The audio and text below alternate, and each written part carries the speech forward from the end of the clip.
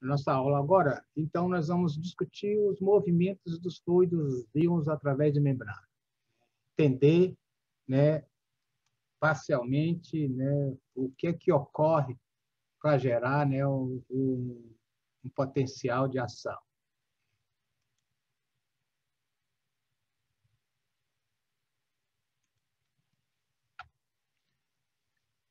Então, quando nós falamos de difusão, né, aqui eu tenho 3 condições. Então, eu vou ter aqui essa condição que eu vou chamar de tempo zero, em que eu tenho 2 compartimentos, o compartimento 1 e o compartimento 2. Ok? No compartimento 1, eu tenho, né, está dividido entre o compartimento 1 com uma membrana. Essa membrana, então, ela é permeável a essa substância específica que eu coloquei aqui dentro do compartimento 1. No compartimento 2, eu tenho, né, aqui a solução. Tá? No 1, eu tenho a solução, ele está dissolvido, mais a substância. Então, eu tenho concentração ampla. Se eu pegar aqui a concentração dessa substância, pode ser aqui um detergente, aqui em água, né? Ele não consegue, né, forma, né, partículas, né, de detergente. E aí, o que eu tenho aqui, no primeiro momento, em B, né, eu tenho aqui a concentração máxima no compartimento 1 e concentração zero no compartimento 2. Essa concentração, ele vai, então, promover o transporte, por questão de difusão, né? Então, ele sai aqui do compartimento 1 para o compartimento 2, e aí, gradualmente, a concentração no compartimento 1 vai diminuindo, né? E a concentração no compartimento 2 vai aumentando, e aí eu vou ter um tempo até, então está aqui, então sair partícula do compartimento 1 para o compartimento 2, e com o tempo, né, você vai chegar a um momento que vai ter uma igualdade, né, de concentração no compartimento 1 e no compartimento 2. Esse momento que eu tenho a mesma concentração é um momento de estabilidade, né, do meu sistema. Então, no início, no tempo zero, aqui, eu estava instável, porque eu tinha maior concentração aqui, a membrana era permeável, eu tenho, então, fluxo por difusão simples. Então, aí eu não tive, né, necessidade de energia para promover a passagem dessa substância, no caso, um detergente, para um outro compartimento. Mas, e se eu tiver, né, como essa substância, em vez de ser um detergente, for uma substância que tenha como um íon, né, de carga elétrica?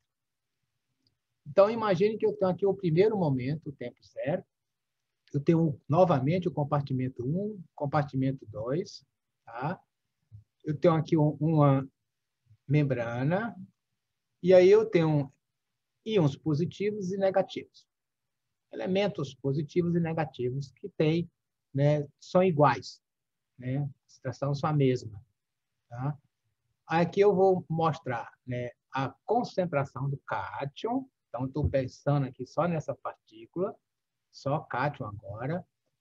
E eu tenho no compartimento 1, eu tenho 10. No compartimento 2, eu tenho 0. Ok? Se eu for ver o potencial de membrana no compartimento 1, o potencial de membrana no compartimento 1, ele é 0. Tá? Por que ele é 0? Porque o número de cargas são iguais. No compartimento 2, também ele é 0, porque não tem carga de jeito nenhum. Então, isso aqui está na situação. Se essa membrana é semipermeável, né, o que é que vai acontecer? Quando eu falo semipermeável, ou seja, ela é permeável somente a alguma coisa. Né? Então, se ela é semipermeável e ela é semipermeável, então, só a partícula carregada positivamente, né, no caso, estou falando de um cátion, né, então, pelo gradiente de concentração, eu vou diminuindo a concentração do cátion aqui no compartimento 1 e vou para o compartimento 2. O que é que vai acontecer com a concentração? Do compartimento 1 vai diminuindo, no compartimento 2 vai subindo, certo? Então, eu diminuí o número de partículas aqui e aumentei o número de partículas aqui. O que é que vai acontecer agora com a carga elétrica? Então, nesta situação, então agora aqui eu vou ter o potencial elétrico. O que é que vai acontecer? Eu tenho aqui embaixo é compartimento 1 e aqui em cima é o compartimento 2. No compartimento 1, o que é que aconteceu? Eu perdi duas partículas positivas. Então, eu tenho duas partículas negativas a mais no compartimento 1. Então, o que é que vai acontecer? Vai ficar mais negativo, porque eu tenho mais cargas negativas aqui. No compartimento 2, em decorrência dessa membrana ser semipermeável, permitir só passagem de cargas positivas, e essa carga positiva ela vai se difundir por causa do gradiente de concentração, eu vou aumentar o número de cargas positivas. Se eu aumento o número de cargas positivas, né, então o potencial elétrico no compartimento 2 fica, né, positivo. E assim sucessivamente. Então, esse processo vai acontecendo até que chega, porque inicialmente eu tenho uma passagem de cargas positivas do compartimento 1 para o compartimento 2, em decorrência do gradiente de concentração. Mas o que a gente sabe, né, é que, como eu estou perdendo cargas positivas, no compartimento 1, ele está ficando com o maior número de cargas negativas. Então, se eu tenho mais cargas negativas aqui, o que é que vai acontecer? Essas cargas negativas agora vão atrair essas cargas positivas que estão do outro lado. Então, isso vai chegar um momento que vai chegar em equilíbrio, né? Eu não tenho, né? Inicialmente, a passagem para cá foi pelo gradiente de concentração. Mas agora eu vou ter um gradiente, né, elétrico que atrai essas cargas positivas. E chega um momento que entra em equilíbrio. Então, aqui eu entro em equilíbrio. Veja que na situação anterior, quando eu chamei aqui, ó, nessa situação aqui, manteve, né, a concentração igual no compartimento 1 e no compartimento 2, e manteve uma estabilidade. A concentração era a mesma nos dois. Aqui, nessa condição, as concentrações são diferentes, não são as mesmas. O gradiente, né, elétrico nos compartimentos também não são o mesmo, né, são, inclusive, de lados opostos. Então, isso é que é importante, né? Então, se eu tenho, né, uma membrana semipermeável, né, eu vou ter, né, não é a formação dessa estabilidade. Então, aqui no caso, eu vou dizer, né, que eu entro em equilíbrio, mas o equilíbrio não é a concentração igual. E, além disso, o equilíbrio não é o potencial elétrico zero, né? No compartimento 1 foi negativo e no compartimento 2 positivo. Então, esse equilíbrio, eu estou dizendo agora que esse cátion entrou em equilíbrio em decorrência da concentração e entrou em equilíbrio pelo o gradiente, né, elétrico. Tá? O gradiente elétrico. Né? Então, o gradiente elétrico vai ser exatamente, né, esta fase aqui, em que ele mantém equilíbrio. Ele não tem mais variação elétrica. Então, porque essa membrana é semipermeável. Veja que eu não tenho as mesmas concentrações do cátion no compartimento 2 e no compartimento 1. Certo? Então, quando eu tenho essa membrana, ela é semipermeável e tem partículas elétricas, eu posso provocar isso. E aí, né, o que vai ocorrer na membrana é algo semelhante. Por quê? Porque na membrana eu vou ter canais iônicos.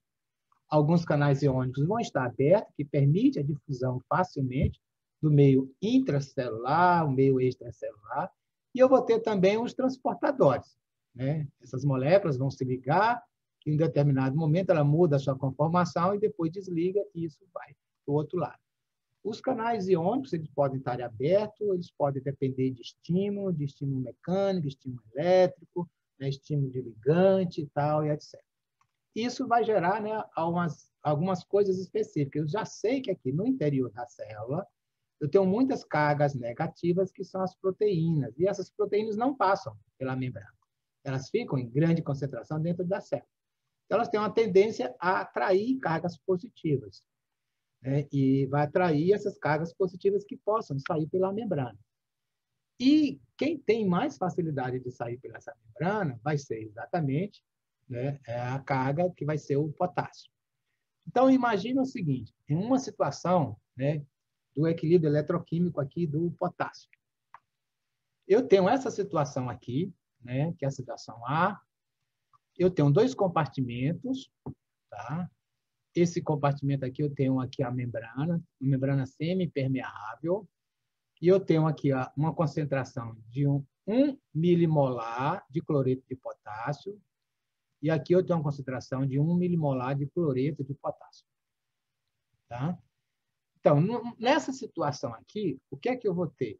Eu vou ter, né, se eu medir aqui a diferença de potencial de um lado e do outro, ele vai dar 0. Porque eu vou ter o mesmo número de cargas positivas e o mesmo número de cargas negativas. Tá? Porque eu botei 1 milimolar de cloreto de potássio e 1 milimolar de cloreto de potássio. Lembrando que essa membrana aqui, que é uma membrana artificial que eu criei, ela só permite fluxo de potássio, tá? Do cloro, não. Então, aqui nessa situação, como eu tenho um equilíbrio, gradiente de concentração é igual, a concentração é a mesma, não tem motivo, né, de haver troca de um lado para o outro. Na situação B, numa condição inicial, né, eu vou acrescentar aqui, né, veja que aqui eu tinha concentração igual. Aqui eu acrescento mais cloreto de potássio. Então, eu aumento a concentração de cloreto de potássio aqui 10 vezes. Então, aqui eu vou para 10 milimolar de cloreto de potássio. Né? E aqui, né, eu continuo de 1. Então, eu vou gerar um fluxo de potássio do compartimento 1 para o compartimento 2. Por que é que eu vou gerar um fluxo de potássio? E não um fluxo de cloro também? Porque, na verdade, a minha membrana é semipermeável. Ela só tem permeabilidade ao potássio, não ao cloro. Então, com isso, né, o que é que vai acontecer? É que o potássio vai se deslocar para cá por causa do gradiente de concentração e vai aumentar a sua concentração aqui, o potássio. Né? Então, isso vai gerar, então, que eu vou ter mais cargas positivas aqui desse lado, por causa do potássio vem para cá, e mais cargas negativas para esse lado. Até que chega um momento que eu vou entrar em equilíbrio. Né? Então, o fluxo, né, ele fica, né, em equilíbrio. Nessa questão de equilíbrio, né, se eu medir a voltagem, diferença de voltagem entre o compartimento 1 e o compartimento 2, né, sendo que no compartimento 2 eu tenho mais, né, potássio, então no compartimento 1 agora eu tenho menos potássio, eu vou ter mais cloro, certo? Porque eu tenho 10 milimolar. Né? Então, isso vai gerar uma diferença de potencial de aproximadamente menos 58 milivolts. Né? Veja, o que é que vai acontecer aqui? Na verdade, eu vou ter uma aproximação de cargas positivas, que estão aqui do potássio aqui, mais próximo da membrana, e de cloro aqui.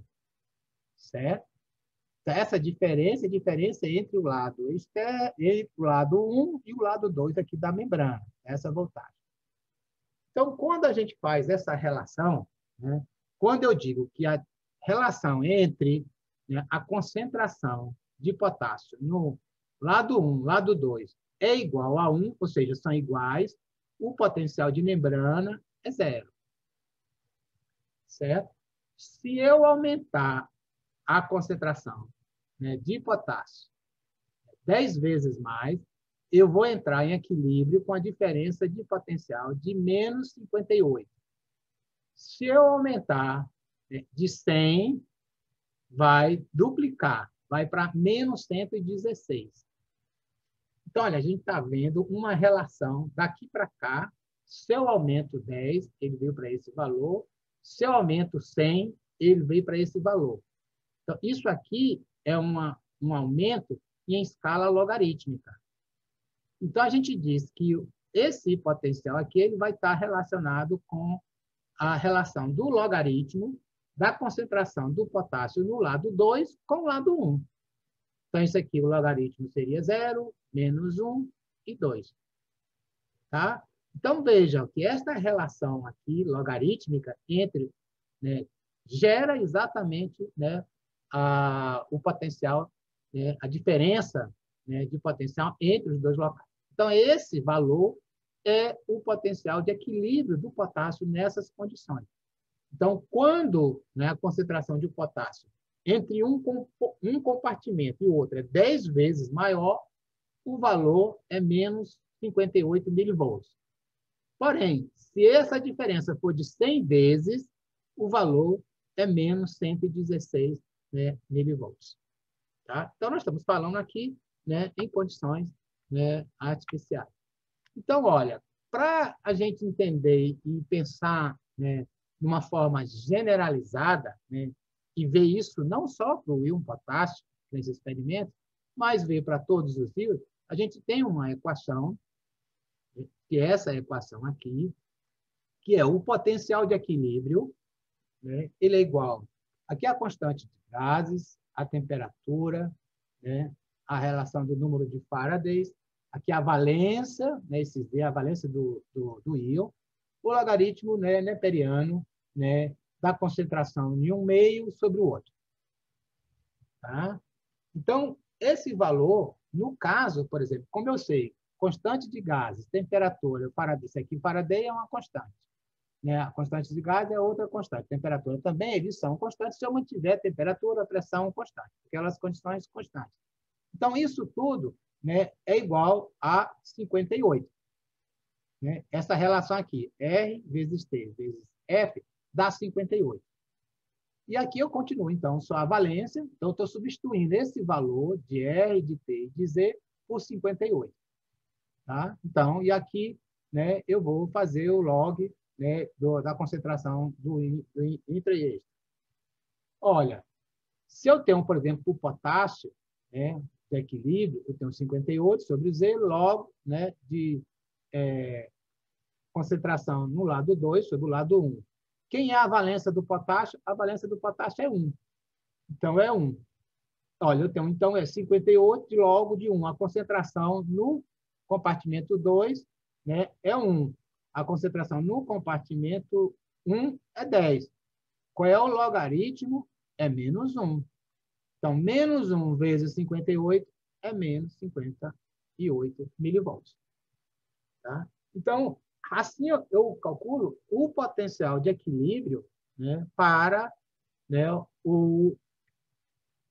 a situação, né, em questão, né, a diferença de concentração que foi estabelecida. Então, né, esta concentração, né, eu posso, por exemplo, dizer, então, o que é que eu tenho? Nesta condição inicial aqui, é a mesma coisa. Se eu botar uma bateria, se eu pensar que isso aqui, que esse aqui é uma bateria, no início, o número de cargas ele é 0, porque não tem diferença.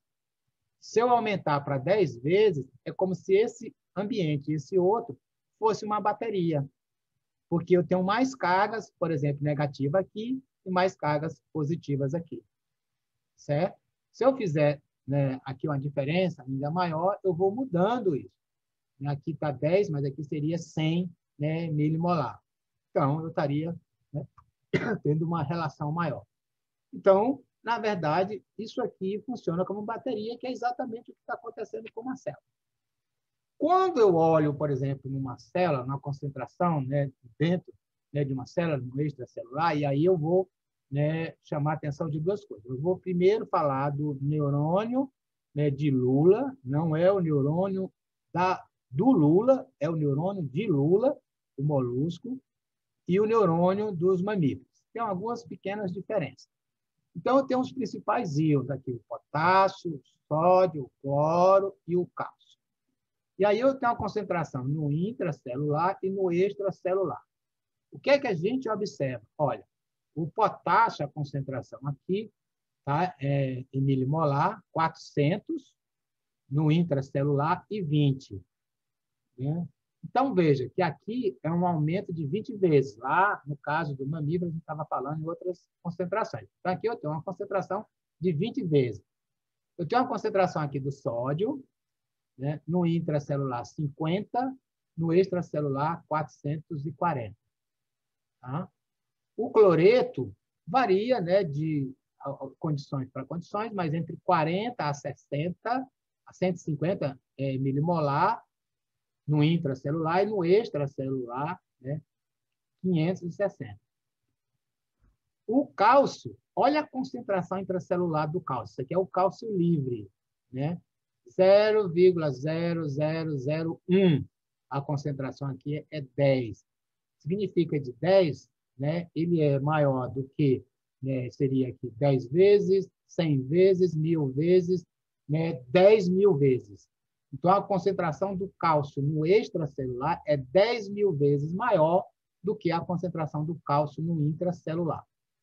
Isso, né, para, né, o neurônio de Lula. O neurônio de um mamífero, né, no nosso caso, né, em geral, tem uma concentração de potássio no intracelular 140 e uma concentração de potássio bem baixo de 5. Veja que é a diferença bastante grande, né, aqui no caso. Dá, né, um pouco mais, né, de 25, né, vezes mais. O sódio, né, de 5 a 15 no intracelular e no extracelular 145. Tá? O cloreto no intracelular, isso aqui vale para mamíferos de adulto, né? Em mamífero, né, quando ele é formato embrião, é diferente. Tá? Então, é de 4 a 30, no extracelular, 110. E olha a concentração do cálcio. Né? Aqui, 100.000 vezes, né, maior no extracelular do que no intracelular. Então, o que é que eu tenho? Né? Isso aqui, esse conjunto dessas diferenças, para cada íon, eu vou ter um potencial de equilíbrio. Desculpa. Eu vou ter um potencial, né, de equilíbrio, certo? Para cada íon desse. Tá? Mas, da célula em si, entre a membrana, eu vou ter a soma disso tudo. Então, o potencial de membrana, se eu botar um eletrodo, né, no extracelular e um dentro do extracelular e fazer a medida, né, eu vou ter que essa relação ela é 58 vezes o log. Concentração de potássio extra com intracelular, mais a concentração de potássio do sódio extra intracelular, mais a concentração do cloro no intracelular. Ah, por que você não colocou a concentração do cálcio? Porque a concentração do cálcio, a diferença é muito grande, é gigantesca. E, com isso, essa concentração ela não, né, contribui, né, com o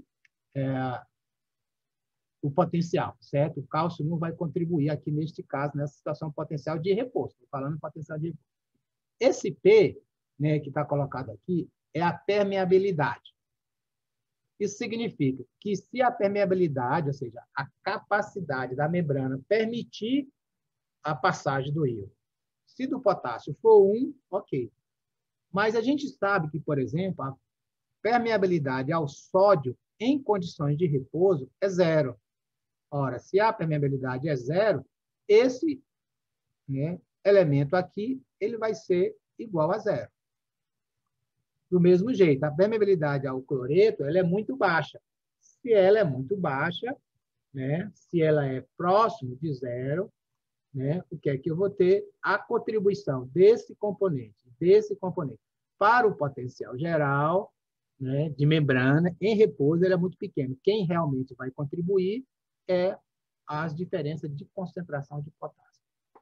Isso implica que quando eu mudo a concentração do sódio ou do cloro, né, no extracelular, a influência sobre o potencial de membrana da célula em repouso ela vai ser muito pequena. Ok? Então, quem determina o potencial de membrana, fundamentalmente, é o potássio, a diferença de concentração do potássio. Então, são variações na concentração de potássio no extracelular que vão, né, modificar, vão variar o potencial de membrana. Professor, E, você pode explicar novamente por que o sódio não influencia no potencial de membrana? tá. Então, o que é que ocorre? Na membrana, nós não temos canais de sódio numa situação de repouso aberto. Nós estamos falando de situação de repouso, certo? Sem nenhum estímulo. Isso significa que a passagem de sódio para dentro e para fora da célula, né, ela não ocorre em condições de repouso. Certo? Então, se a permeabilidade do sódio é 0, né, ou ela é muito próxima a 0, a contribuição dele, né? Porque vai ser, né, aqui na minha equação eu vou ter a permeabilidade vezes a concentração. Se é zero, tanto o numerador como o denominador vão ser zero, certo? Então, a contribuição, o resultante para o potencial de membrana em repouso vai ser muito baixo, vai ser quase zero. Certo, mas a bomba de sódio e potássio, o objetivo dela não é criar esse potencial, colocando Não, ela sódio. não é criar o potencial, ela é retirar o sódio que está em excesso dentro da célula, Tá, certo? então, aquele potássio que ela bota para dentro é só para a enzima funcionar, no caso, o objetivo dela é só colocar sódio para fora. Não, aí é só para manter o equilíbrio ali, para voltar o potencial igual ao potencial de potássio, entendeu? Porque quando o potássio entra em equilíbrio, a bomba de sódio ela não vai funcionar. Entendi. Porque aí eu não vou trocar, não vou precisar estar trocando, certo? Tá? Então, numa condição de repouso, é claro, quando a gente fala assim, condição de repouso, a bomba de sódio está totalmente zerada, não, ela tem um pequeno ativação, mas muito pequena. E a contribuição é muito baixa. Eu fiquei confuso porque a bomba de sódio e potássio vai criar uma diferença eletroquímica, ou seja, ela vai colocar potássio para dentro, fazendo com que potássio se acumule bastante dentro da célula. Aí, se esses canais de potássio estão abertos, o trabalho dela vai ser contra a maré. Ela vai colocar potássio para dentro e o potássio vai sair, devido à diferença do Isso, mas gradiente aí químico. ela só vai fazer isso enquanto eu tiver mais sódio dentro da célula, entendeu? Entendi. Certo? Então, por isso que ela em repouso significa que ela, quando o potássio está em equilíbrio, não faz sentido ela estar funcionando, Sim, sim, entendi. certo? Aí ela Obrigado. diminui a atividade, inclusive por causa até o gasto energético, certo?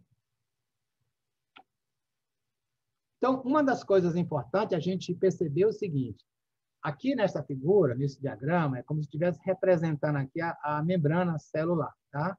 Então, eu tenho aqui o lado extracelular e o lado, né, intracelular.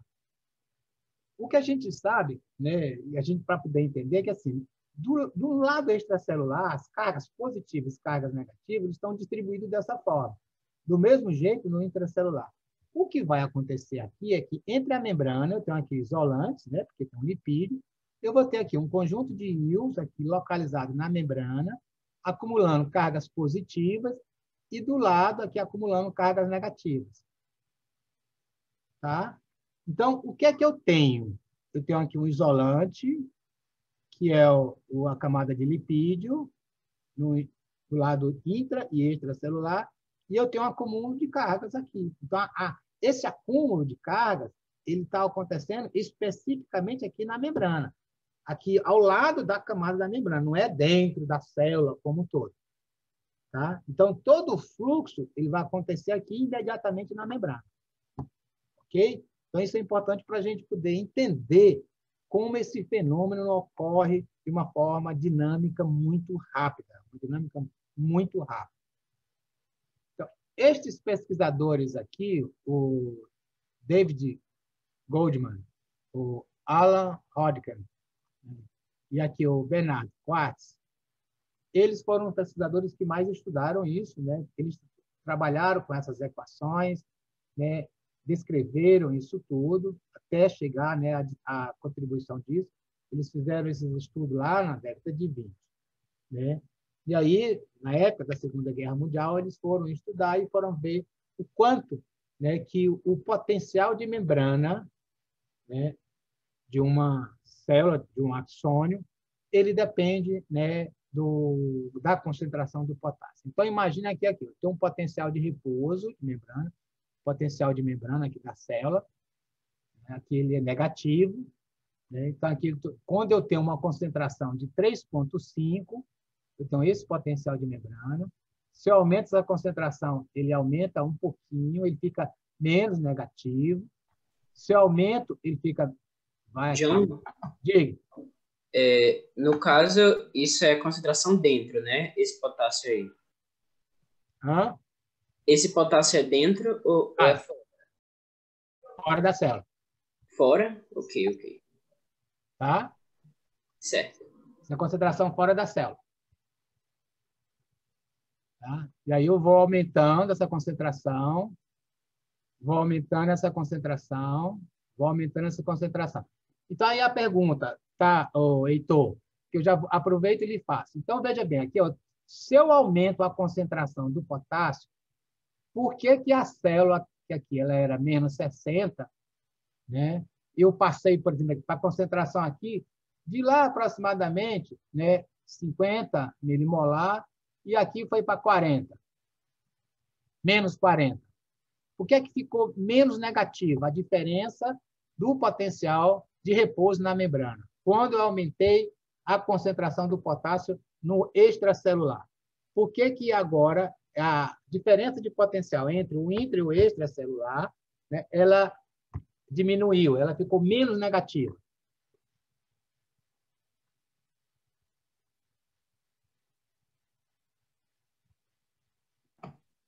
Porque se tem mais potássio fora, mais potássio vai entrar na célula, e com mais potássio entrando vai diminuir a carga negativa? Seria isso? Isso, vai diminuir a diferença, né, entre cargas negativas e positivas. Né? Então, como o potássio tem carga positiva e eu tenho, né, os estão abertos, né, então ele entra. Certo? Porque, na verdade, eu estou diminuindo a diferença de concentração de potássio no intra e no extracelular. Certo? E aí eu estou entrando um equilíbrio, o equilíbrio agora vai ser um outro potencial. Então, o potencial de membrana, ele depende claramente da concentração do potássio no extracelular. Então, esses valores aqui, esse 3,5, ele é aproximadamente do que ocorre no nosso sangue. Claro que a gente não tem isso aqui. Tá? Certo? Então, se eu aumento muito a concentração do potássio extracelular, posso até zerar o potencial de membrana. Certo? Então, o potencial de membrana ele vai depender, né, da concentração do potássio extracelular. Então, quando a gente olha, né, aquela equação clássica que eu já mostrei para vocês, então, para fazer uma representação disso dentro de um modelo físico. Então, o que é que eu tenho aqui a representação? É que, basicamente, isso aqui pode representar. Se eu tenho lá, olha, eu vou voltar bem aqui a isso aqui, ó. Se eu tenho aqui o isolante, presença de cargas aqui e aqui, né, de um lado e de outro, acúmulo, isso aqui é igual a um capacitor. Então, eu posso representar a membrana de uma célula com um modelo físico, que eu vou ter um capacitor, certo? E eu vou ter diferença, que eu vou poder ter fluxo. Aqui, no caso, eu estou representando o fluxo de sódio, o fluxo, né, de potássio e o fluxo geral. Né? Olha, o sódio, a tendência da corrente do sódio, como o sódio está mais no extracelular, é do extracelular para o intracelular. O potássio, né, do mesmo jeito. Tá? Agora, isso aqui eu posso variar, então estou dizendo que eu tenho uma resistência, né, tanto, né, para o potássio, né, como para o sódio, e eu tenho aqui um fluxo que esse aqui são os canais que estão fechados, né? Esse aqui tudo é para canal fechado, tá? E este aqui é o canal, né, que é aberto. Por quê? Na verdade, aqui eu estou passando constantemente, está aberto. Aqui depende do estímulo. Essa resistência aqui ela não é variável, ela está sempre aberta. Então, isso aqui está relacionado ao potencial de repouso. Aqui, olha, a resistência vai fazer a mudança da permeabilidade ao sódio, ao cloro, ao potássio e assim sucessivamente. Então, Esse sempre aberto aí é qual mesmo? Isso aqui são os canais, né? Por exemplo, o canal do potássio, né? Ele vai poder passar à vontade. Né? Em algumas células eu tenho alguns canais de cloro, tá? Mas geralmente a gente despreza esse canal de cloro, né, aberto, porque ele é pequena quantidade. Tá? E veja, quanto mais canais eu tiver, mais fluxo vai passar por aqui. Porque isso aí vai ser o quê? O movimento, né, da passagem desses rios vai ser um movimento probabilístico. Né? Quanto mais canais tiver, mais eles vão ter capacidade de passar. O fluxo, né, vai depender da quantidade de canais. certo? Então, o que é um capacitor, né, e uma resistência? Né? Vocês lembram lá da física? Né? Aqui eu tenho dois tipos de capacitores, são capacitores de cerâmica, aqui são capacitores eletrônicos, e basicamente o capacitor ele serve para armazenar cargas elétricas em seu interior, né? E durante as descargas, os capacitores eles vão fornecer grandes quantidades de energia a um circuito elétrico, quando a gente fala de um circuito elétrico. Então, esse aqui teria um exemplo, por exemplo, de uma bateria, eu tinha aqui duas placas que eu estaria armazenando cargas. Quando permite, essa carga ela acumula e faz, né, uma descarga rápida. Né? Isso aqui estaria representando a bateria, esse aqui seria o sinal de contato, e aqui seria o capacitor. Uma coisa importante é que a descarga do capacitor, né, tanto para o capacitor ser carregado como descarregar, ela é exponencial. Isso significa que ela desce muito rápido, né, vai gradual, né, até chegar lá. Então, aqui a descarga não é uma descarga linear, é exponencial. Se ela é exponencial, essa descarga ela é rápida. Né? E a carga do mesmo jeito. Né? Ele carrega também bem mais rápido se fosse uma função linear. Se fosse uma função linear, né, ele seria assim. Veja que ele descarrega muito rápido comparado. Isso aqui é uma função linear, é uma função, né, exponencial. Né? Então, a gente entende que a membrana ela deve funcionar dessa forma. Tá? E aí, né, o que esses pesquisadores eles vão fazer é o seguinte, porque, na verdade, é o que acontece, né, com a membrana para ela gerar um potencial de ação. E aí, né, o Hodgkin, um dos principais pesquisadores a fazer isso, né, ele vai criar um método que chama-se método de fixação de voltagem. O que seria esse método de fixação de voltagem? Na verdade, é estabelecer uma voltagem específica entre o intra e o extracelular, eletronicamente, e fazendo essa voltagem, olhar dinamicamente o que ocorre com as correntes dos íons. Corrente relacionada ao potássio, né? E a corrente relacionada ao potássio, que depende da voltagem, a corrente do sódio, que depende da voltagem, e a corrente do potássio, que é independente de voltagem. Então, eu sei que aqui, né, se eu mudar a voltagem, isso aqui pode acontecer alguma coisa, ter uma corrente nesse sentido, uma corrente nesse sentido, e essa corrente aqui, ela existe, né, quando a célula está em equilíbrio, ela está parada. Tá? Então, o trabalho deles foi manter a voltagem constante, analisar como é que se comporta a corrente, né? Então, ao analisar a corrente, né, eu vou ver que a corrente ela é igual a movimento de carga. Então, se eu tiver uma alteração de movimento de carga, eu sei que isso é igual a fluxo de íon. Então, eu consigo olhar o que está acontecendo, né, indiretamente de uma forma elétrica. Para isso tudo, eles tiveram, né, uma sorte muito grande. Nós estamos falando lá da década de 30, década de 40, durante, né, a Segunda Guerra Mundial. Eles encontraram aqui é uma lula, né? A lula ela tem aqui esse gânglio, chamado gânglio estrelado. Esse gânglio ele tem um nervo muito grande aqui. Então, aqui eu tenho aqui a formação. Quando eu vou olhar aqui esse nervo, eu tenho centralmente um axônio gigante, que é rodeado de pequenos axônios. Esse axônio ele é muito grande, ele tem aproximadamente, né, quase que 1 milímetro de diâmetro. Né? Qual foi a importância de ter esse axônio? Né?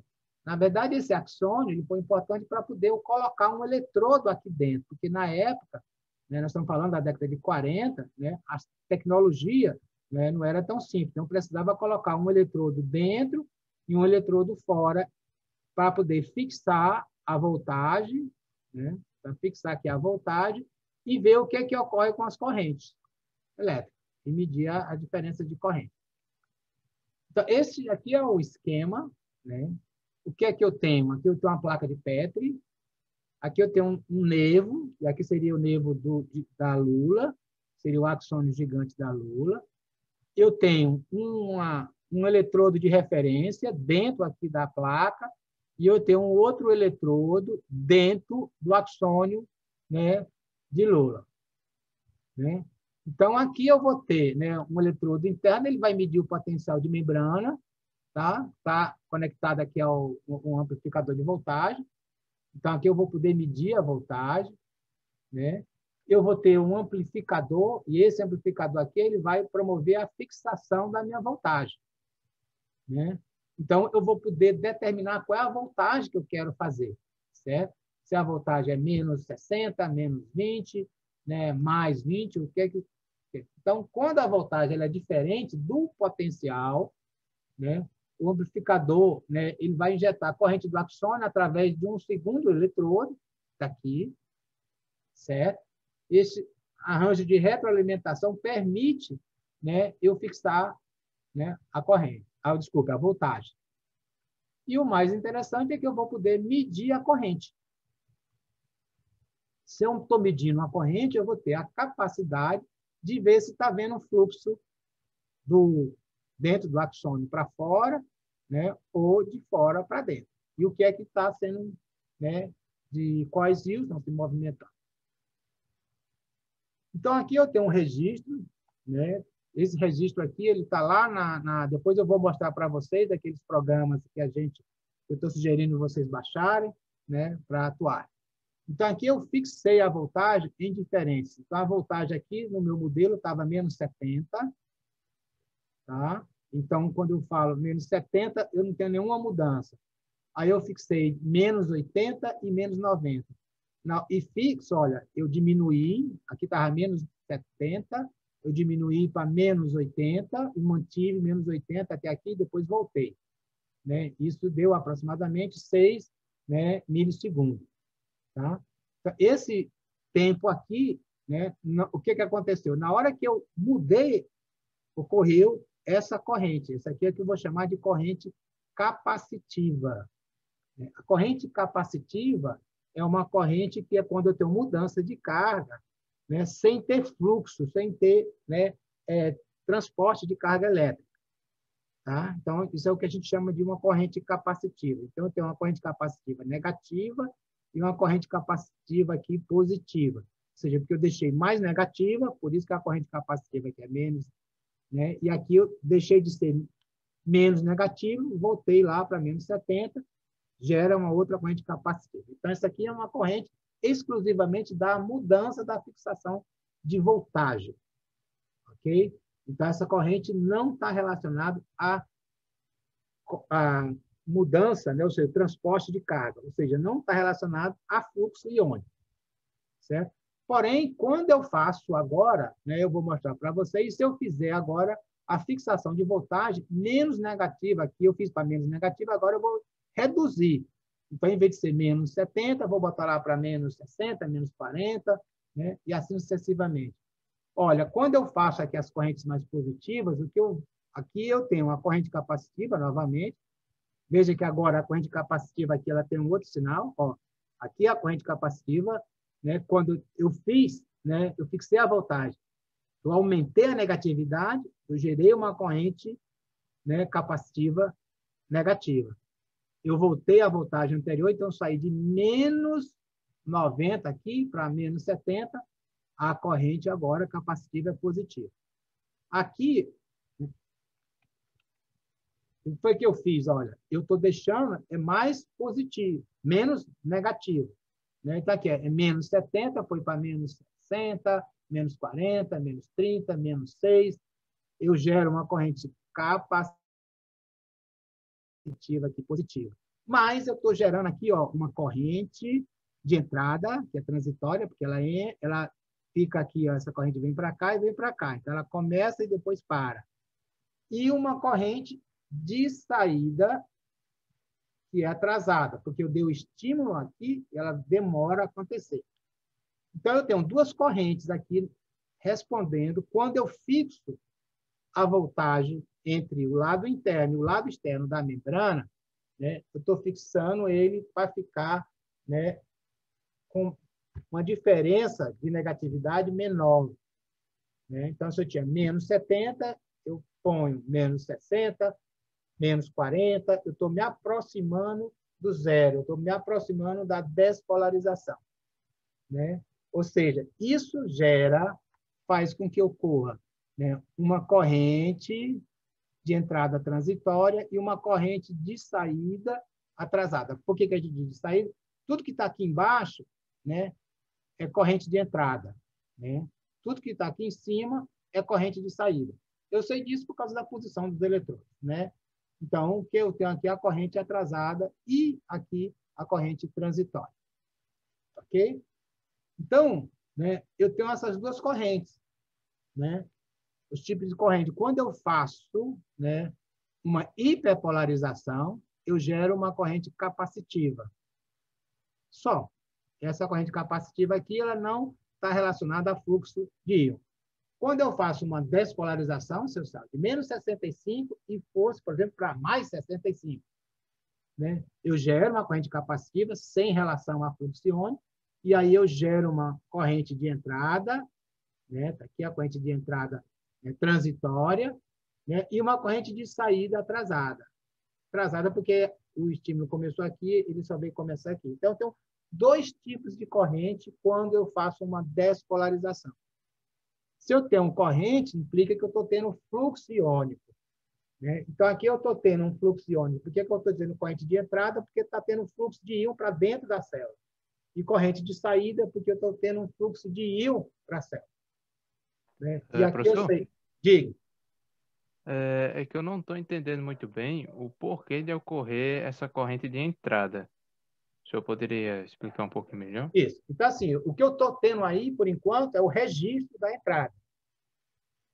Certo? Eu estou tendo um registro elétrico. Eu não sei o que é essa corrente por enquanto, certo? Sim, sim. Então, se eu tenho esse registro, eu estou dizendo o seguinte, que está tendo, pode ser duas coisas. Pode ser fluxo de carga positiva do extracelular para dentro da célula, tá? Uhum. Ou fluxo de cargas negativas de dentro da célula para o extracelular. Sim. Certo? Quem tem cargas negativas dentro da célula é proteína, e proteína não sai desse jeito. Então, Certo? poderia ser o cloro, por exemplo. Aí, porque o cloro está maior concentrado fora da célula. Então, não faz sentido o cloro estar saindo da célula. Certo? Se eu abrir os canais de cloro, ele vai entrar, porque ele tem maior concentração, é fora da célula. Então, eu já imagino, né, já suponho que isso seja de cargas positivas, que está fora da célula e está entrando dentro da célula. Certo? Qual é a carga positiva, né, que está fora, em alta concentração? Duas. O sódio e o cálcio. Certo? Tá, ok. Tá? Ok. Porque a negativa, ela teria, se fosse o cloro, né, entrasse, né, ele não ia dar a entrada, né, ele ia dar uma corrente de saída. Sim. Entendi. Tá? Então, Ok. por enquanto, nós vamos imaginar assim, eu posso ter entrada de sódio e posso ter entrada de cálcio.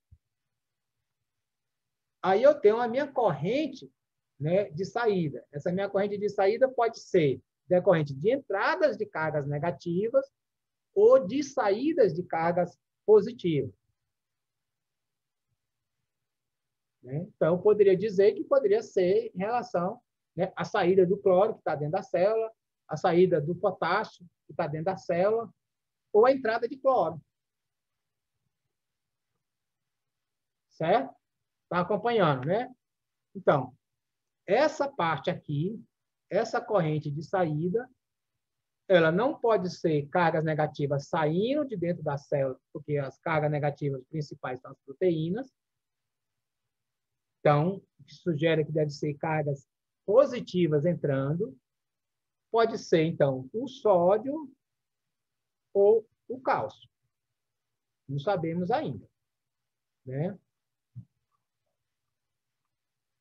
Aqui, ó, essa corrente, né, de saída, ela pode ser entradas de cargas negativas, por exemplo, o cloro, ou saídas de cargas positivas, que é o potássio, que tem muito dentro da célula.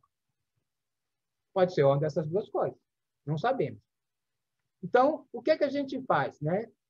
Aqui as diferenças, né? Quanto mais eu vou ficando mais positivo, essas correntes ocorrem, né, de formas diferentes.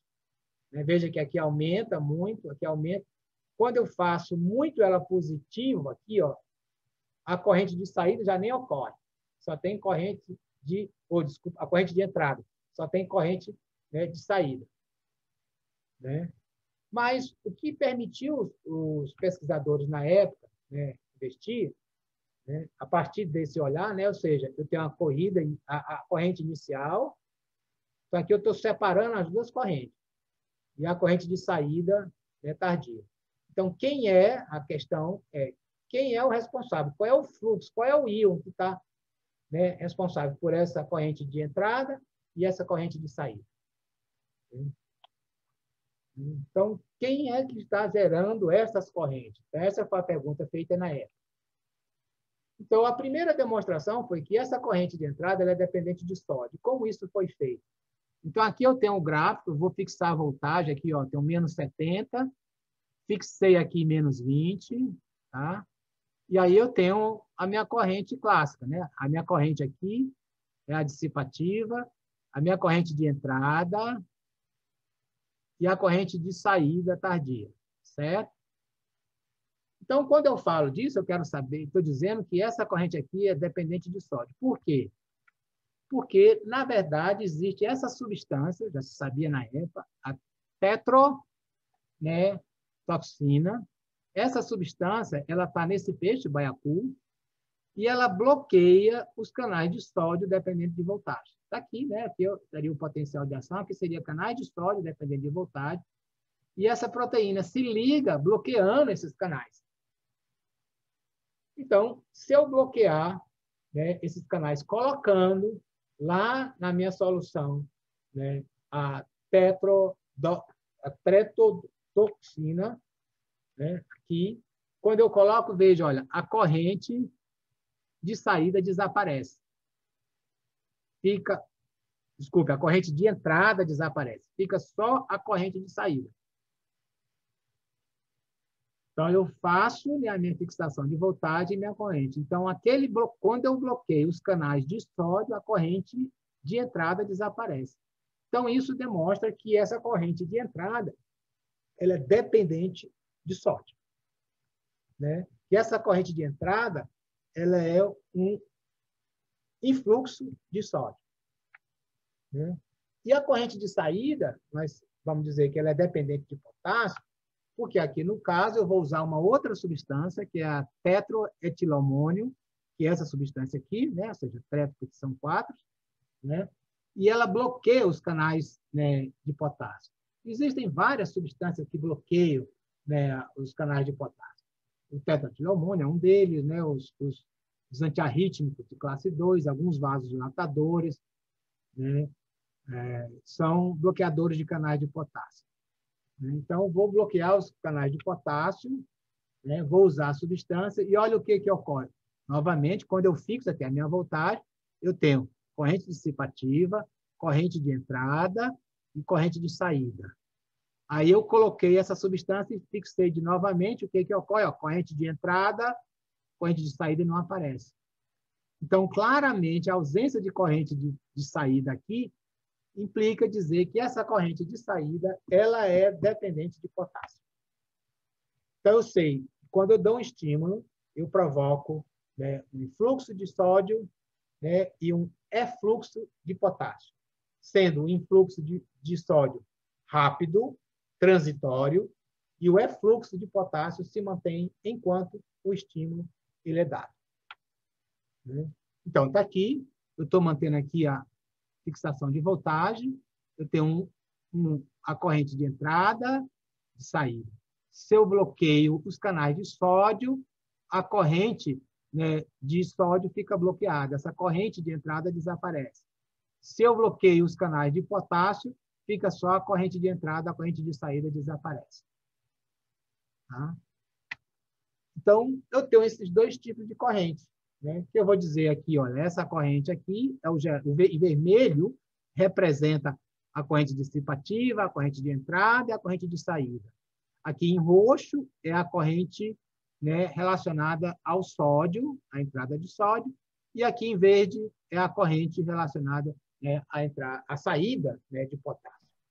Diogo, De se, como é a corrente capacitiva, não é fluxo de moléculas, ela é fluxo de quê? É só porque eu estou mudando aqui o potencial, entendeu? De uma forma externa. Lembra lá do experimento, né? Então, aqui está em repouso. Aí eu imponho uma voltagem, né, artificial. Então, ele estava menos 70, eu imponho uma voltagem para menos 20. Aí eu gero essa corrente. Então, estou dizendo que essa corrente de entrada de sódio, ela é dependente de voltagem. E a do potássio também é dependente de voltagem. Certo? Então, se tem corrente, é porque tem fluxo. E esse fluxo, então, ele vai passar por canais. Certo? Então, o que é que, na época, quando eles fizeram isso, fizeram esses registros, que eles disseram? Então, nós estamos falando dos anos 40, eles não chamaram isso de canais, eles chamaram, né, de portões. Então, ele disse que teria um portão, né, para o sódio, que ele abre, né, quando a voltagem está aqui, ó. Quando está na voltagem de menos 70, esses portões estão fechados. Quando eu ponho a voltagem e fixo ela em menos 20, esses portões se abrem, e aí eu gero um influxo de sódio, e logo em seguida se fecha, porque esse influxo desaparece, porque essa corrente desaparece. Certo? E, simultaneamente, então, essa abertura desses portões de sódio são rápidos, né? Enquanto que para o potássio, eu estou abrindo esses portões para o potássio. Hoje a gente sabe que a gente vai chamar isso, não de portão, mas de canal. Mas lá nos anos 40, eles inicialmente chamaram de portões. Ok? Ficou claro? Ok, ficou assim. Então, as correntes e as dinâmicas delas é que vão explicar, né, essas alterações. Né? Então, aqui eu tenho, né, na verdade, eu posso falar da condutância, que no caso aqui em roxo é o sódio. Então, eu tenho um aumento brusco da condutância ao sódio. Isso significa que eu tenho uma abertura dos canais de sódio que promove, né, uma cinética. A cinética de abertura é rápida e gradualmente aí para e vai caindo. E do potássio, essa cinética ela é mais lenta, ela é gradual. Então, é isso que gera a corrente de entrada transitória e rápida e a corrente de saída lenta, né, que vai permitir a saída de potássio e aqui a entrada, né, do sódio de uma forma muito brusca. Se eu mudar, por exemplo, os valores, né, quanto maior essa corrente, né, que isso é importante, né, a gente está avaliando. Essa é a simulação que a gente tem no programa. Depois, né, quando eu terminar a apresentação, eu vou mostrar como é que se faz a simulação para vocês. Então, como é que se explica, né, essas dinâmicas dessas condutâncias, né, que no caso, assim, a condutância do sódio e a condutância ao potássio, né? Então, aqui, olha, eu não sei se vocês estão conseguindo ver direitinho, isso aqui é a condutância conforme, né, a voltagem, né? Aqui foi menos 39, menos 27, menos 2, mais 23, mais 44, né? Então, aqui eu tenho a condutância do potássio. Aqui eu vejo, olha, a condutância aqui, quando eu comecei, deu estímulo, ela vai aumentando, aqui ela vai aumentando mais ainda, e ela vai aumentando e vai se mantendo. Então, essa curva aqui, embora eu esteja bagunçando aqui, mas eu estou pintando para ficar mais preciso e vocês conseguirem ver. Então, como é que eu explico essa curva? Na verdade, essa curva ela pode ser explicada, né, por uma equação com uma variável, né, que os autores na época chamaram de portão, e hoje nós chamamos de comporta do canal. Né? Então, essa variável, essa comporta do canal, está aqui. Eles chamaram lá, deram, né, nome para um N. Essa função aqui ela poderia estar sendo explicada por isso, né? Por essa relação de 1, né, dividido por 1 mais a exponencial, né, da abertura, da cinética disso, com a diferença dos potenciais, né, de membrana, né, imposto com o potencial de equilíbrio ao potássio. Então, na verdade, eu fui fazer, né, os modelos matemáticos, tá? Certo? Esse modelo matemático ele vai explicar, né, essas equações aqui, né, a partir dessas equações. Quando eu olho, né, para explicar a função, né, do modelo, né, então isso aqui é o potencial de membrana, esse aqui é a simulação do modelo matemático. Veja que ele é muito similar ao real. Então, lá nos anos 40, final dos anos 40, o que os autores fizeram, né, fizeram o experimento, viram os resultados, eles não tinham técnicas moleculares, mas eles fizeram esse modelo matemático e o modelo matemático reproduzia, né, parcialmente, né, o potencial. Né? Este, né, é o modelo que foi chamado, né, do Hodgkin, um dos pesquisadores, e o Hawkes, o outro. Esse é o modelo que nós vamos usar para simular, né, esses dados que eu mostrei para vocês, parte foram feitos deles. Né? Então, na verdade, aqui a gente tem as equações todas, né? E aí a gente vai ver as diferenças, né, de corrente dependendo de voltagem e dependendo de tempo. Né? Mas o mais importante é que, quando eu dou um estímulo, então, aqui embaixo eu vou injetar corrente. E aqui em cima eu vou ter o potencial de membrana. Então, aqui de 0 até aqui, eu não estou dando nenhum estímulo, está zero. Então, o potencial de membrana é negativo. Aí eu dei esse estímulo aqui, ó. Esse estímulo ele teve uma variação de 5,4 milivolts e uma duração de 0,5 milissegundos. Isso provocou, né, então aqui era negativo, ele ficou aqui menos negativo, e de uma hora para outra, puf, despolarizou e repolarizou. Tá? Então, aqui eu tenho uma fase de despolarização, inativação, fase de repolarização. Então, eu tenho exatamente o potencial de ação. Certo? Esse potencial de ação aqui, né, ele vai depender, claro, as suas características, um pouco do estímulo. Na verdade, se aumenta a amplitude, o formato do potencial de ação é o mesmo. Né? O que vai variar é apenas que essa despolarização vai acontecer mais rápido. Né? Então, aqui é o meu potencial de ação. Então, o potencial de ação ele vai ser provocado. Esse estímulo aqui, eu estou dando o quê? Eu estou injetando corrente dentro do axônio. E aí, olha, aqui eu dei um único estímulo, certo? Gerei aqui o potencial de ação. Aqui eu dei vários estímulos, mas eu consegui gerar um potencial de ação aqui e o outro bem mais tarde. Né? Então, aqui ó, não respondeu, não respondeu, não respondeu, não respondeu, não respondeu. Bem que assim, aí ele respondeu. Então, por que ele não respondeu aqui? A intensidade era a mesma. Porque ele veio responder só aqui. Aqui é a escala de tempo. Né? Então, isso aqui eu tenho aqui 1 segundo, 1 milissegundo, 2 milissegundos, 3 milissegundos, 4 milissegundos, 5 milissegundos, né? 6 milissegundos, 7 milissegundos é que ele respondeu. Mas aqui, quando eu dei bem aqui, ele não respondeu. Né?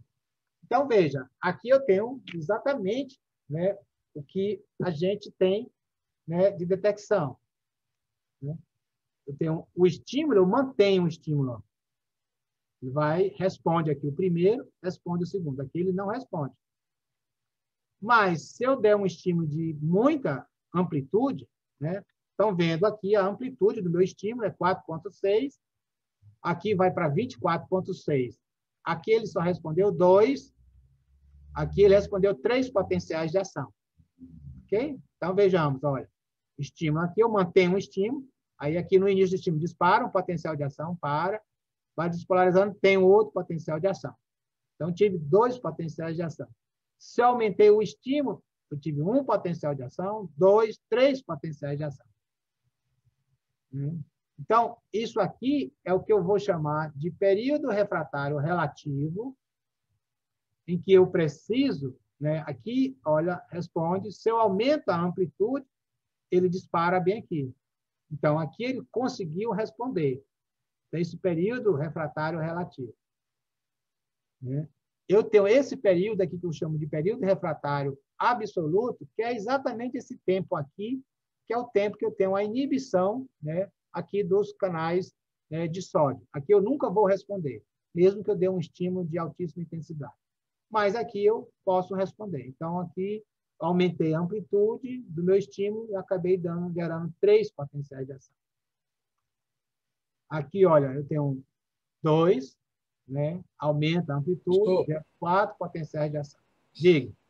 Quando você aumenta a amplitude desse seu estímulo aí, no caso a duração, não ocorre uma saturação na célula, não? Por exemplo, você vai ter o influxo de sódio, ou desculpa, de potássio e o influxo de sódio, aí não acontece como é que eu posso explicar?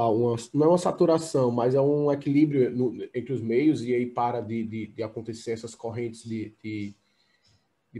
essas correntes, não? Não, não, porque logo imediatamente a gente vai ter a entrada da bomba de sódio, certo? Então, eu vou voltar bem que assim, para onde tem só um potencial de ação. Está vendo aqui, ó? Aqui ele está, né, em repouso, né? Então, aqui é negativo, certo? Aí ele despolarizou. Na verdade, não é uma despolarização, porque despolarizar significa acabar a polaridade, né? Na verdade, é a inversão da polaridade, que ele vai ficar negativo, mas é a tendência que a gente chama então essa fase. Aí ele vai repolarizando. Então, veja, nesta fase aqui, eu vou ter, né, por que ele ficou, né, mais negativo do que ele estava antes? Porque eu tenho ainda sódio dentro da célula, certo? Tirei potássio. Aí aqui, nessa fase, é que eu vou ter que ter muita atividade da bomba de sódio e potássio para tirar o excesso de sódio que ficou e o potássio, certo?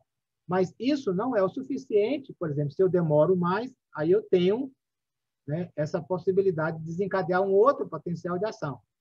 Tá? Então, aqui eu gerei o segundo. Por quê? Porque nessa condição aqui, eu já estava repolarizando. Tá? Quando eu dou um estímulo maior e mais intensidade, o que é que gera o outro potencial de ação? Gerou aqui. Por que esse potencial de ação aqui ele tem amplitude menor? Quem aí explica? Quem aí pode dar um palpite? Por que esse segundo potencial de ação, que são de amplitudes menores do que esse aqui? Seria porque você já tem muito sódio dentro da célula, não deu tempo a bomba tirar tudo? Perfeitamente. Muito bem. Certo? Então, se eu tenho muito sódio dentro da célula ainda, o potencial de equilíbrio ao sódio é outro. Ele é menor. Por que ocorre? Na hora que eu abro canais do sódio, dependendo de voltagem, vai ter um influxo de sódio para dentro da célula para atingir o potencial de equilíbrio. E esse potencial de equilíbrio ele depende da diferença de concentração de sódio no extra e no intracelular. Como aqui, neste caso aqui, o potencial de equilíbrio era este valor. Como eu tenho sódio dentro da célula ainda, né, o potencial de equilíbrio é outro, é muito mais próximo de zero.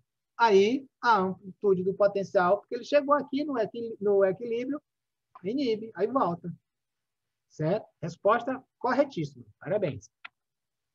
Tá? E é claro que esse fluxo ele vai ter amplitudes menores exatamente por causa dessa diferença. Então, olha, o que a gente observa aqui? É que conforme eu aumento a amplitude aqui, olha, nessa condição aqui e nesta, a duração do estímulo é a mesma, ok? Esse estímulo aqui durou 13,38 milissegundos, com amplitude de 2,3, gerou 2 potenciais de ação. Aqui, nesta condição, o meu estímulo também durou 13,38, né, com uma amplitude de 10,9, gerou 4 potenciais de ação. Então, eu já posso concluir que, né, se eu aumento o estímulo, né, eu aumento, né, a frequência de disparo de potenciais de ação. Né? Então, a amplitude do estímulo ela vai ser traduzida, né, com o quê? Ela vai ser traduzida pela frequência de potenciais de ação. Certo? Então, isso é um fenômeno importante. Né? Aqui, olha, eu tenho uma amplitude gigante, uma duração grande, e eu tenho vários potenciais de ação. Parou o estímulo, parou o potencial de ação. Parou de disparar. Veja que aqui, olha, o primeiro potencial de ação teve uma amplitude bastante alta, os outros todos se mantiveram aqui exatamente porque a concentração, eu mantive o estímulo e a célula não está conseguindo se recuperar para fazer um potencial de ação de amplitude tão alta. Né? Então, né, quando eu vou fazer esses registros, O que vai acontecer é exatamente isso. Olha, se eu faço um estímulo para hiperpolarizar, eu não desencadeio o potencial de ação. Se eu faço um estímulo pequeno, eu só despolarizo. Chegou ao limiar, despolariza, polariza, e dependendo do aumento do estímulo, vai aumentar a frequência do disparo de potenciais de ação. Então, esse aumento da frequência, conforme o estímulo, isso vai ser importante. Então, imagina como é que nós vamos detectar, pelo nosso sistema sensorial, se um estímulo ele tem maior ou menor intensidade. Então, imagine, olha, eu estou aqui, né, com essa caneta e eu vou fixar. Quanto mais eu aumento a intensidade do estímulo, né, eu não estou aumentando a amplitude do potencial de ação. O que eu estou aumentando é a frequência de potencial de ação que está sendo gerado pelos axônios, que está sendo se propagado e vão até o meu sistema nervoso central, e eu percebo que o estímulo tem uma maior intensidade. Certo? Então, é a forma do sistema codificar a intensidade do estímulo é pela frequência de potenciais de ação. A outra coisa que eu quero chamar a atenção é que existem diferentes tipos funcionais de neurônios. Né? Então, existe o que nós chamamos de neurônios padrões. Eles são excitáveis. Né? Então, neste caso aqui, é um neurônio padrão, certo? Esse neurônio aqui, eu dei um estímulo, ele gerou um potencial de ação. Mas esse neurônio aqui é um tipo de neurônio que eu chamo marca-passo, ou um neurônio autoexcitável. Eu dei um estímulo, ele gerou um potencial de ação, mas, olha, ele tem uma despolarização espontânea, ele vai toda hora gerando potencial de ação. Certo? Ele gera potencial de ação, constantemente. Tá? Então, esse aqui é um neurônio que nós chamamos de neurônio autoexcitáveis. Existem algumas células musculares também que são autoexcitáveis, que são os marcapassos cardíacos. São as células musculares que estão lá no nódulo sinoatrial e no nódulo atrioventricular. São os marcapassos cardíacos, porque eles disparam potencial de ação espontaneamente, independente. Então, os nossos neurônios que estão relacionados com a nossa respiração, né, com a nossa consciência, né, com os nossos movimentos, esses neurônios, eles são autoexcitados, eles estão sempre ativos. Né? É raro a gente ter lá os nossos neurônios silenciados, assim como está isso aqui. Geralmente eles estão. Então, o que vai acontecer é que eu posso aumentar ou não a frequência de disparo, né, de potenciais de ação. Então, se eu penso o neurônio como unidade funcional, aqui eu tenho dois tipos de neurônios. Então, aqui eu tenho o neurônio, né, bipolar, né, neurônios sensoriais. Esse aqui é o corpo do neurônio. Aqui eu tenho um axônio, aqui eu tenho outro, a continuação do axônio. A diferença desse neurônio para esse é porque esse neurônio aqui, ele é um neurônio, né, que tem bainha de mielina, e esse aqui não tem bainha de mielina. Aqui eu tenho interneurônios, né? Geralmente esses interneurônios eles são inibitórios, mas nem todos. Então aqui eu tenho axônios aqui. Esse aqui é um neurônio do cerebelo. Olha a arborização dendrítica desse neurônio aqui no cerebelo, gigante. Esse aqui, por exemplo, o neurônio pode ser o neurônio bipolar, que está lá entre o fotorreceptor e a célula ganglionar. E esse aqui é um neurônio que eu chamo um neurônio eferente. Então, aqui os neurônios sensoriais são aferentes. Vão trazer potenciais de ação, sinais neurais, da periferia para dentro do sistema nervoso central. Aqui é um neurônio eferente, ou seja, ele vai sair do sistema nervoso central para a periferia. Aqui é o corpo dos dendritos, o corpo do neurônio, aqui o axônio mielinizado, e aqui a terminação do axônio vão fazer a sinapse. Então, como unidade, eu tenho aqui os dendritos, né? Eu tenho um corpo celular, eu tenho aqui essa área, né, de ligação, que aqui é uma área altamente sensível, rico em canais de sódio dependente de voltagem, a bainha de mielina, então o potencial de ação vai ser propagado por aqui, e aí eu vou ter as terminações sinápticas. Né? eu vou ter vários, né, tipos, né, de neurônios, o unipolar, o corpo celular está aqui, ele vai ter um axônio, o bipolar, que eu vou ter um corpo celular e eu vou ter axônio para cima e para baixo, né? Aqui o pseudo-unipolar, que eu tenho os axônios para os outros lados, né? Isso muda, né, as suas características funcionais. Então, a gente vai ver, aqui eu tenho principalmente o neurônio eferente, né? Esse neurônio aqui, ele vai estar muito localizado, né, numa célula, né, como interneurônio. Isso aqui vai ser o neurônio, né, aferente sensorial. E os tipos de arborizações, né, dendríticas, que são muito ricos. Ó. Célula de Purkinje no cerebelo. Olha a riqueza, né, disso aqui. Então, veja quantas sinapses pode fazer aqui.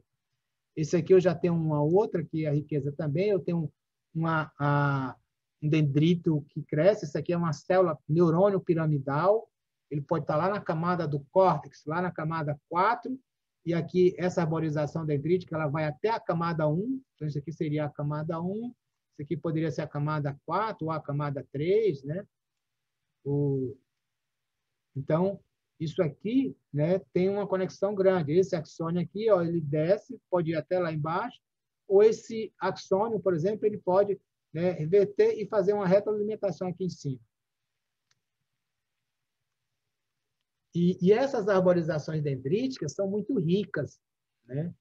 Então, se a gente imagina que eu tenho, né, neurônios, né, com tamanhos grandes, neurônios pequenos, mas o mais importante é a sua organização da formação de sinapses. Eu tenho em torno lá de quase, né, 90 bilhões de neurônios, mas cada neurônio, né, pode, em média, fazer, né, em torno de 20 mil sinapses. O neurônio do cerebelo faz uma quantidade gigantesca, né, de sinapses.